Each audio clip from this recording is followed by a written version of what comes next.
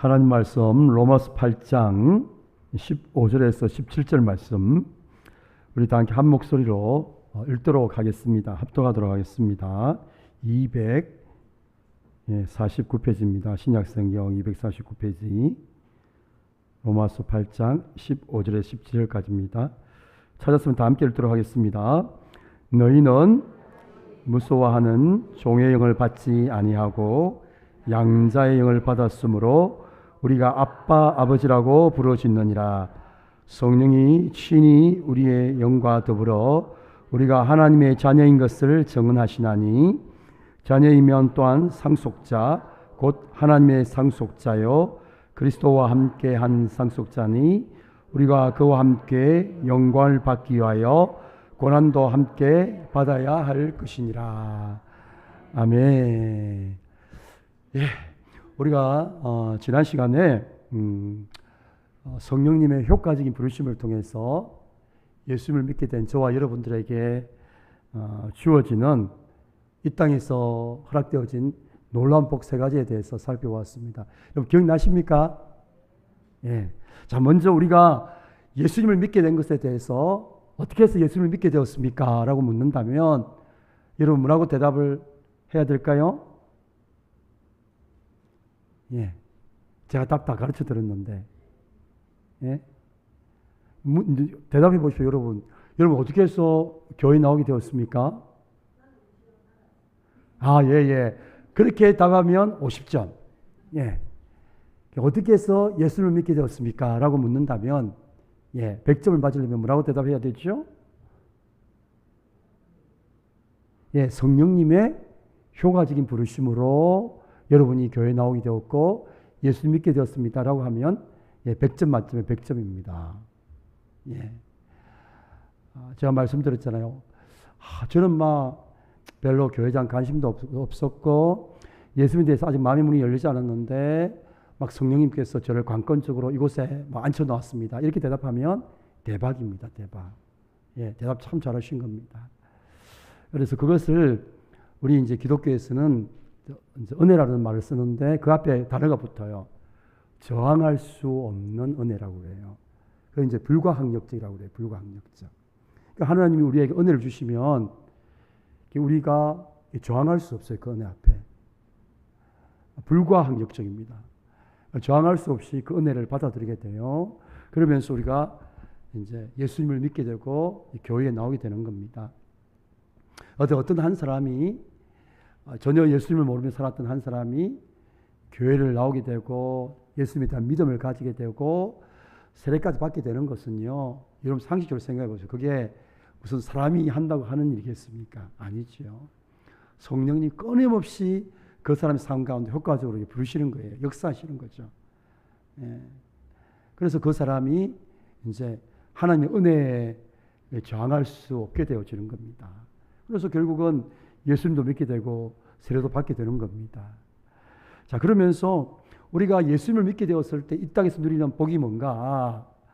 우리 흔히 물질적인 복도 생각하고 건강의 복도 생각하고 단순히 내가 하는 일이 잘 되는 복 그 정도로 생각하는데 여러분 그런 복은요 예수님 안 믿어도 받아 누릴 수 있습니다. 그렇죠? 그런 복은 우리가 굳이 교회 다니지 않아도 다른 곳에 가서도 그런 복을 받아 누릴 수 있어요. 부자 될 수도 있고요. 건강할 수도 있고요. 그렇단 말이죠. 예수 믿는 사람이 이 땅에서 누려야 될 복 세 가지가 진짜 뭐냐?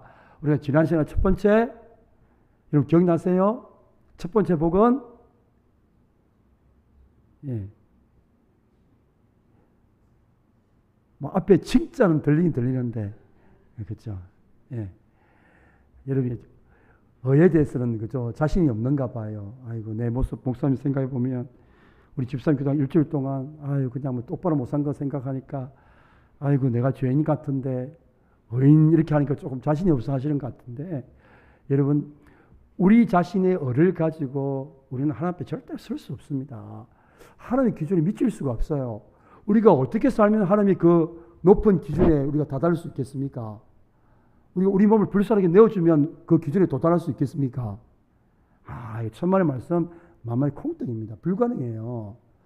어차피 저와 여러분들의 그 어라는 것은 하나님 앞에 전혀 인정받지 못합니다. 그 높은 기준을 만족시키지 못합니다. 그게 아니라 하나님께서 예수님의 열을 우리에게 어떻게 시켜주셨습니까? 전가시켜 주신 거란 말이죠. 그러니까 하나님이 저와 여러분을 보실 때 누구를 봅니까? 우리를 보는 게 아니고 예수님을 본다 봐, 예수님을. 그러니까 저와 여러분이 칭의 어렵다고 불러주시는 겁니다. 아멘이십니까? 그러니까 여러분 자신의 약한 모습 보고 아이고 목사님 저는요 일꾼 될 자격도 없어요. 솔직히 우리 가운데 자격대 가서 일꾼 될 사람 누가 있습니까? 제가 뭐 자격대가 목사 됐겠습니까? 어느 날 새벽에 기도하고 있는데 아이고 우리 일꾼들을 위해서 기도하고 있는데 하나님 우리 이제 평강교회도 다음 세대를 위해 일꾼들을 써야 되는데 하나님 제가 가지고 있는 기준이 너무 높은데요. 최소한 저 정도의 수준이 좀 돼야 되는데요. 하나님 어떡하죠? 그랬더니 하나님이 야 니는 이 수준이 뭐 대단한 줄 아냐? 그래서 하나님이 깨달음을 주시더라고요.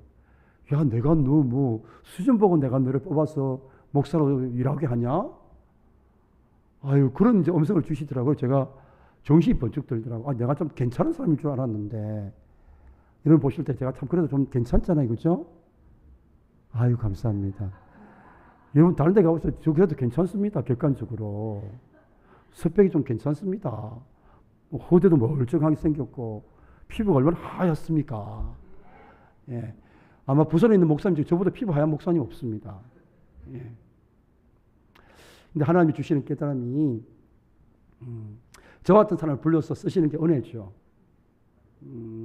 참 제가 생각해 보니까 하나님이 저의 무엇을 보셨을까? 딱 제가 이제 두 가지 모습을 본 것 같아요. 제가 하나님을 사랑하거든요.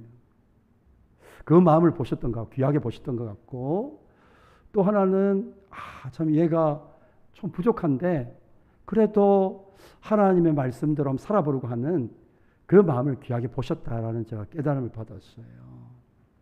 여러분, 우리가 사실은 우리 자신은 소망이 없습니다. 제가 늘 말씀드리지만, 저와 여러분 자신 무슨 소망이 있습니까? 이렇게 예배통에 은혜 받고도 금방 돌았으면 차 때문에 화내고 은혜 다 쏟아버리는 게 우리인데 소망이 없거든요. 저와 여러분은 하나님이 우리를 보시는 게 아니고 예수님을 보십니다. 우리를 보실 때에 예수님이 어를 우리에게 전가시켜 주신 겁니다. 그래서 저와 여러분들이 의인으로 하나님 앞에 서게 되는 겁니다. 그래서 이것을 이제 은혜라고 그러죠. 이게 바로 첫 번째 이 복입니다. 칭의. 우리를 어렵게 불러주시는 복을 우리가 누리며 살아가는 거죠. 자, 오늘은 이제 두 번째 복이 뭐냐 하면 함께 하겠습니다. 양자됨. 예, 우리가 이 땅에서 누리는 복 중에 두 번째 복이 바로 이제 양자됨입니다. 양자됨. 하나님께서 우리를 자녀로 입양시켜 주신 겁니다. 자녀로 입양시켜 주신 거예요. 예수님의 심장을 우리에게 주신 것이죠. 여러분 아시잖아요. 우리가 예수님의 심장을 이식받아가지고 다시 살아나게 된 거잖아요. 다시 새 생명을 얻게 된 거란 말이죠. 그리고 이제 우리가 하나님의 자녀로 입양이 된 겁니다. 양자로 하나님께서 삼아주신 것이죠.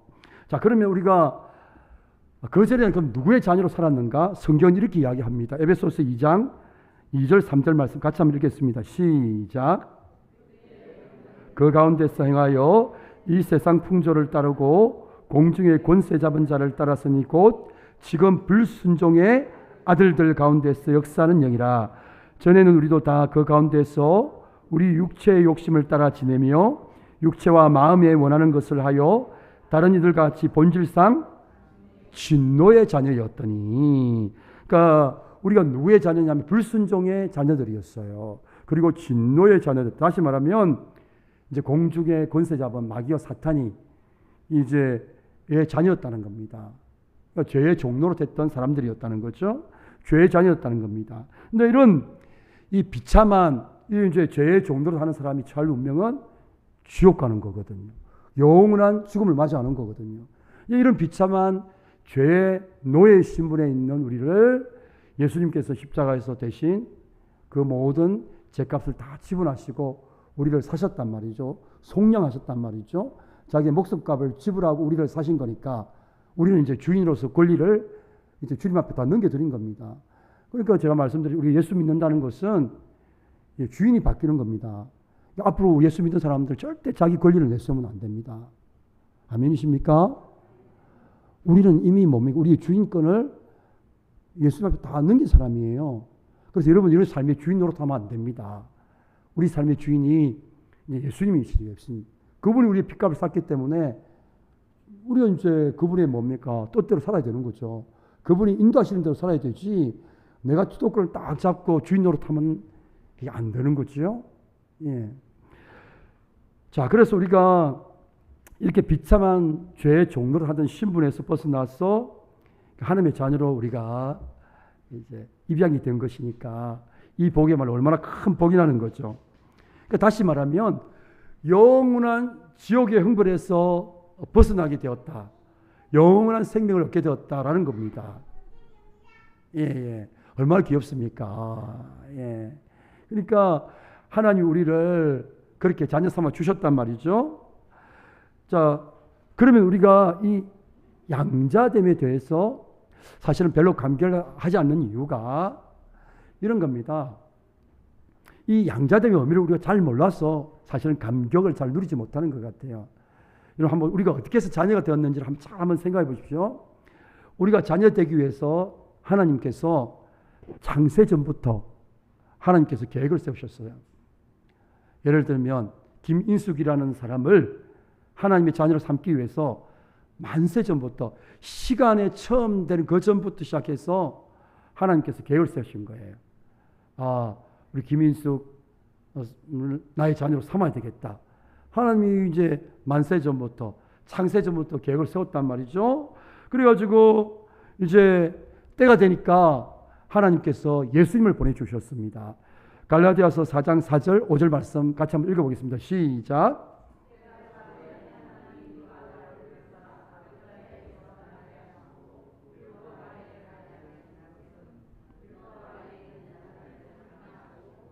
우리로 아들의 명분을 얻게 하려, 그러니까 예수님께서 이 땅에 오신 목적도 우리를 자녀로 입양하시기 위해서 이 땅에 오셨다는 거죠. 아들의 명분을 얻게 하려 하심이라. 예, 자녀 삼기 위해서 예수님께서 때가 차심에 이 땅 가운데 오셨습니다. 그리고 나서 예수님께서 우리가 아는 것처럼 십자가에서 죽으셨고 사흘 만에 살아나시 부활하셨고 다시 성천하셨단 말이죠. 그러니까 이러한 예수님의 십자가에 일어난 일들을 통해서 예수님의 의가 이제 우리 가운데 전가가 됐단 말이죠. 그래서 우리가 하나님의 자녀가 될 수 있었다라는 겁니다. 그래서 이제 주기도문을 통해서 예수님께서 우리에게 이렇게 말씀해 주셨어요. 하나님을 아버지라 부를 것을 말씀하셨죠. 자, 주기도문 우리 시작해 볼까요? 자, 시작. 하늘에 계신, 자, 거기까지요. 하늘에 계신 누가 아버지요? 너가 아버지? 우리 아버지, 우리 아버지. 예. Our Father in heaven. 하늘에 계신 우리 아버지, 우리 아버지. 그러니까 우리 복수니까 우리 아버지고 실제로는 하늘에 계신 내 아버지. 그러니까 예수님을 통해서 우리가 하나님을 아버지라 부르게 됐단 말이죠. 그러니까 예수님을 믿고 우리가 양자로 받아들여졌기 때문에 할 수 있는 게 뭡니까? 하나님을 아버지라 부를 수 있게 된 거죠. 우리가 기도할 때도 하나님을 아버지라 부르잖아요. 그리고 나니 또 한 가지 놀라운 일이 일어났죠.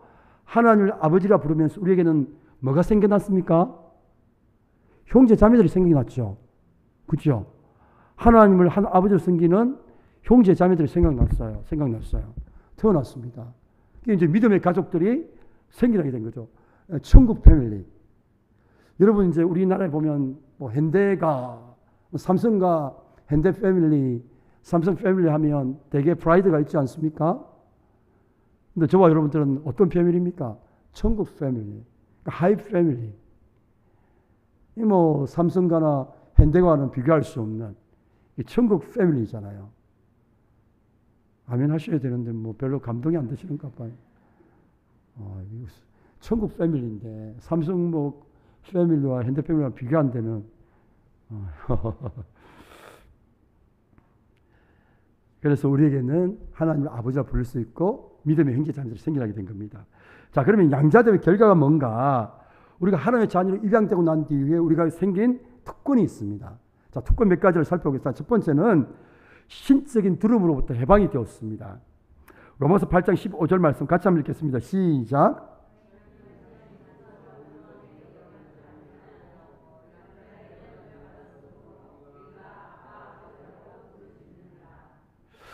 우리를 자녀 삼아 주셨는데 여러분 이제는 우리가 한 생각해보면 우리가 하나님 아버지의 관계가 종과 주인의 관계라면 여러분 종은 항상 주인을 두려워합니다. 그러나 자녀는 아버지를 부모를 두렵게 생각하지 않아요. 아주 친밀하게 생각하지. 그러니까 하나님 우리를 자녀 삼아 주셔서 우리 가운데 늘 주인에 대한 어떤 두려움들을 사라지게 하시는 거죠. 그래서 우리는 더 이상 이 신적인 두려움, 그러니까 종으로서 하나님에 대한 두려움으로부터 해방이 된 겁니다. 왜냐하면 우리가 하나님의 종이 아니라 자녀로서 관계를 맺게 되기 때문에. 그러니까 이게 이제 은혜죠. 네. 여러분 종은 항상 주인을 두려워해야 돼요. 그렇잖아요. 주인이 뭐 화낼 것도 두려워해야 되고 해야 되지만 자녀는 뭐 부모를 두려워하지는 않죠. 기본적으로 부모와 자녀의 관계가 두려움의 관계는 아니지 않습니까? 사랑의 관계죠. 뭐 제가 보니까 제가 아는 어떤 목사님 계셨는데 머리에 털이 딱 두 가닥이 있었어요. 그런데 손주가요. 야, 세상에 그 두 머리카락 한 머리카락 뽑았어요.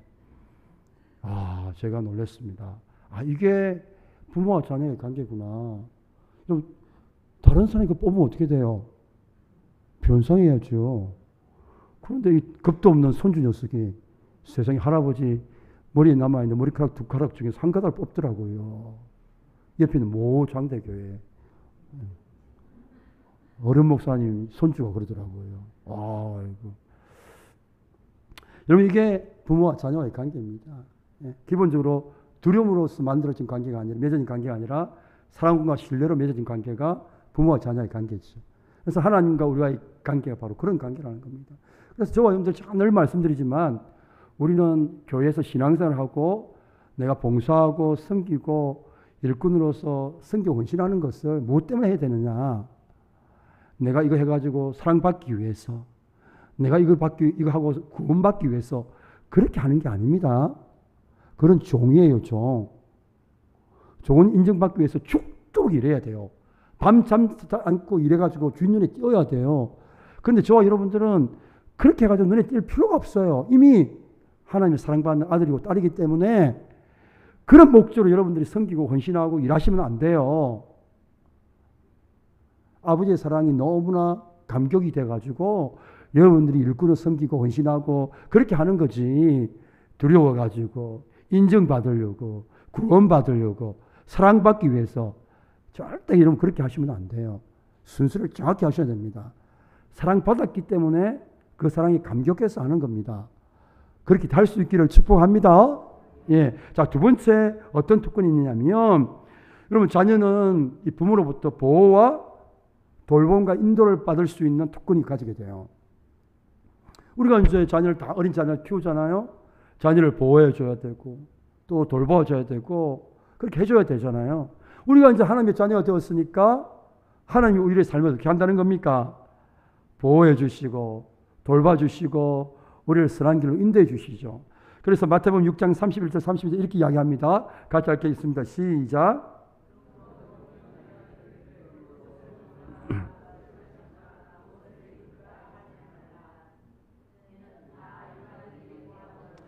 너희 하늘 아버지께서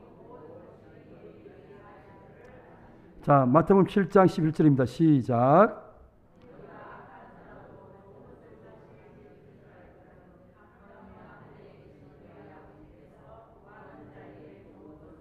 주시지 않겠느냐. 여러분 종은요 열심히 일한 수고와 대가로 살아가요. 그렇죠? 근데 자녀는 무엇 때문에 살아가요? 아버지의 아들이라는 단 하나의 이유로 모든 보호와 돌봄을 받고 살아갑니다. 제가 가끔씩 우리 아들한테 요구할 때 제가 질문을 던집니다. 야, 왜 내가 너한테 이걸 해줘야 돼? 이유 한 가지만 이야기해봐. 그런데 막 엉뚱한 이야기 됩니다. 뭐 내가 뭐 예쁘니까, 내가 뭐 잘생겼으니까, 뭐 그렇게 이야기하는데 웃긴 이야기잖아요. 딱 하나 정답은 뭡니까? 내 새끼니까. 내가 아버지니까. 그 이유 하나밖에 없잖아요. 그러니까 우리도 이제 특권이 뭡니까? 하나님의 자녀가 됨으로 인해서 하늘 아버지의 인도하심과 보호하심과 돌봄을 받게 된다는 거죠. 자, 세 번째, 우리가 또 하나님의 자녀로서의 특권이 있습니다. 그 뭐냐면 하나님 아버지로부터 징계를 받는 거예요. 이것도 특권입니다. 자, 히브리서 12장 5절 7절 같이 한번 읽겠습니다. 시작. 권하는 것 같이 너희에게 건면하신 말씀도 있었도다. 일렀을 때 내 아들아 주의 징계하심을 경히 여기지 말며 그에게 꾸지림을 받을 때 낙심하지 말라. 주께서 그 어떤 자를 징계하시고 미워하는 자를 징계하시고 사랑하는 자를 징계하시고 그가 받아들이시는 누구마다 남남마다 아들마다 어떻게 하시는도다 채찍질 하심이라 하였으니 너희가 참음은 징계를 받기 위함이라. 하나님이 뭐같이요? 남남과 같이 아들과 같이 너희를 대우하시나니 어찌 아버지가 징계하지 않는 아들이 있으리요. 여러분 우리가 하나님을 아버지로 모시고 살면 우리의 삶을 지켜주시고 보호해주시고 책임져 주시지만 우리가 잘못된 행동을 할 때는 어떻게 하죠? 징계를 하시죠. 그게 진짜 아버지가 자녀를 사랑하는 거예요. 자녀가 멸망의 길로 가고 있는데 그걸 지켜보는 부모가 있습니까? 다리 몽둥이를 불러서도 못하게 해야죠. 그렇잖아요. 그렇죠? 아니 자녀가 지옥 가겠다는데 그걸 두고 보는 하나님 아버지가 그게 정상입니까? 다리 몽둥이를 불러서 지옥 못 가게 만들어야죠. 그러니까 이게 자식이 이 잘못된 길로 갈 때는 하나님 아버지께서 우리를 징계하십니다. 그러니까 결국 우리가 하나님의 자녀 누리는 또 하나의 특권이 뭐냐면 내가 하나님 아버지로 징계를 받는 것이 그게 자녀됨의 확실한 증거죠. 원래 남남은요 그냥 내버려둬요. 남의 집 아들을 내가 손대가지고 큰일 납니다. 그쪽 부모님한테 보통 그렇잖아요. 요즘 이제 시대가 하도 암울해가지고 젊은 엄마들은 자기 자녀 뭐라고 하면요 큰일 납니다. 자기 자녀 잘못한 거 우리가 부모된 마음으로 야, 너 그렇게 하면 안 된다. 이렇게 하면 뭐라 하는 줄 압니까? 아니, 왜 내 자녀한테 이야기하시냐고. 학교 가서 선생님 멱살 잡습니다. 이 시대가 이런 시대예요. 그게 부모가 자녀를 사랑하는 정말 잘못된 방식이죠. 그래서 하나님은 우리를 사랑하시기 때문에 우리를 돌봐주시고 필요도 채워주시고 보호하시지만 무엇도 하신다? 징계도 하신다. 그러니까 징계가 없으면 우리는 하나님의 자녀가 아닙니다. 그죠? 그러니까 여러분들이 징계를 받을 때, 정말 내가 하나님의 사랑받는 아들이고 사랑받는 딸이구나. 그렇게 여러분들이 안도의 숨을 내셔야 됩니다. 아멘을 별로 안 하시고 하시는 것 같아요. 이런 부분에 대해서. 여러분이 아멘을 하시든 안 하시든 사랑하는 자녀는 하나님이 징계하십니다. 자, 마지막 네 번째. 자, 이 하나님의 자녀의 특권이 뭐냐? 그리스도와 더불어 하나님의 상속자가 되는 겁니다. 여러분 자녀들의 가장 큰 특징은 이제 아버지의 모든 유산을 다 상속받는 거죠. 그죠? 그럼 생각해보세요. 하나님 아버지의 그 놀라운 모든 것을 내가 예수님과 함께 다 누린단 말이죠. 이게 자녀됨의 특권입니다. 로마서 8장 17절 말씀 이렇게 이야기하고 같이 한번 읽겠습니다. 시작.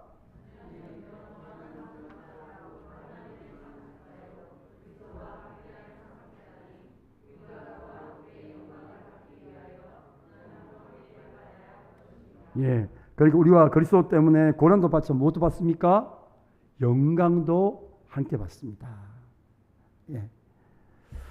자, 그러면 이제 우리가 이렇게 놀라운 특권을 가지게 되었는데, 이렇게 이제 천국 패밀리가 된 사람의 이렇게 특권도 있지만 책임도 있습니다.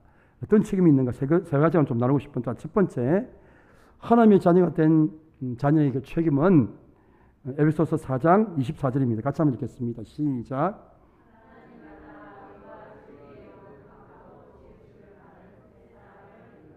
예, 첫 번째 우리의 책임은 하나님을 닮아가야 됩니다. 이거 성화라고 그래요. 이게 첫 번째 하나님의 자녀의 책임입니다. 자, 여러분 닮아가고 있습니까? 예. 제가 말씀드렸잖아요. 다 개인차가 있기 때문에 다르지만 분명한 것은 우리는 닮아가고 있다. 닮아가고 있습니다. 예. 지금의 모습이 어떻게 닮아가고 있는 거예요. 자, 두 번째 책임이 있습니다. 마태복음 5장 16절 같이 읽겠습니다. 시작.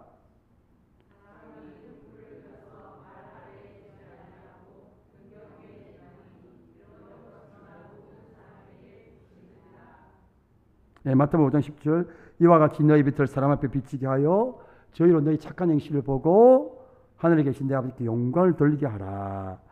우리 하나님의 자녀들의 특징이 뭐냐면 이제 하나님께 영광을 돌리는 삶을 살아가야 되는 겁니다. 그게 뭐냐면 세상에서 이제 빛의 역할을 하는 거죠.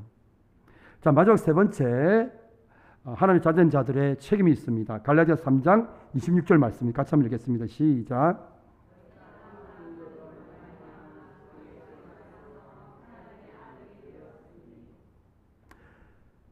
하나님의 자된 자들의 중요한 책임 중 하나는 뭐냐면 교회 안에서 하나를 이루어야 된다는 거예요. 교회 안에서 한 몸, 한 가족을 이루어야 될 책임이 있습니다. 그러니까 교회에서 저와 여러분들은 하나됨에 힘써야 될 이유가 여기에 있는 거죠. 그래서 부모가 자녀에 대해서 가장 근심하는 게 뭡니까? 자녀들이 서로 피 터지게 싸우는 거죠. 부모에게 마음이 근심이 되잖아요. 그래서 저와 여러분들이 싸우면요, 누가 근심하겠습니까? 마귀가 춤을 추고 하나님 아버지는 근심하고 걱정하고 염려하죠. 그래서 저와 여러분들은 같은 믿음의 형제자매들끼리 뭐가 되어야 된다? 한 몸이 되고 하나가 되고 서로 사랑을 이루는 공동체가 되어야 된다. 이게 우리 책임입니다. 자, 그래서 우리가 우리의 정체성을 기억하셔야 돼요. 우리는 하나님의 자녀입니다. 자녀는 놀라운 특권이 있어요. 그죠? 자, 첫 번째 어떤 특권이 있습니까? 아이고, 또 금방 잊어버렸구나. 뭐 하여튼 감사합니다. 잘 잊어버려가지고. 첫 번째, 우리가 신적인 두려움으로부터 해방이 되어줘요. 우리는 더 이상 두려워할 필요가 없어요. 하나님을. 우리 아버지인데 왜 자녀가 아버지를 두려워해요? 여러분, 세상의 아버지는요, 자녀에게 구타하고 폭력을 가하지만 하늘 아버지는요, 절대로 자기 자녀 몽둥이 때리고 그러지 않고 그러면 아닙니다. 오해하시면 안 돼요. 그런 두려움으로부터 해방됩니다. 자, 두 번째는 하나님 아버지의 보호와 돌보와 인도하심을 받게 됩니다. 자, 세 번째는요, 징계도 받습니다. 자, 네 번째는 모든 유산을 상속받습니다. 우리가 예수님과 함께 고난도 받지만 우리는 영광을 누리게 되죠. 자, 그리고 이제 하나님의 자녀로서의 이 책임 세 가지. 자, 첫 번째, 어떤 책임요? 하나님 아버지를 닮아가야 될 책임, 성화되어야 될 책임. 자, 두 번째는요, 하나님께 영광을 돌려야 될 책임. 하나님 아버지의 이름에 먹칠을 하면 안 됩니다. 그렇죠? 마지막 세 번째는요, 하나님의 자녀들이 서로 사랑 안에서 공동체를 두고 하나됨을 이루는 것이 우리의 책임입니다. 자, 이러한 삶을 살아갈 수 있기를 주님의 이름으로 축원합니다. 축원합니다. 우리 같이 한번 찬양하고 기도하고 마무리 짓도록 하겠습니다. 아버지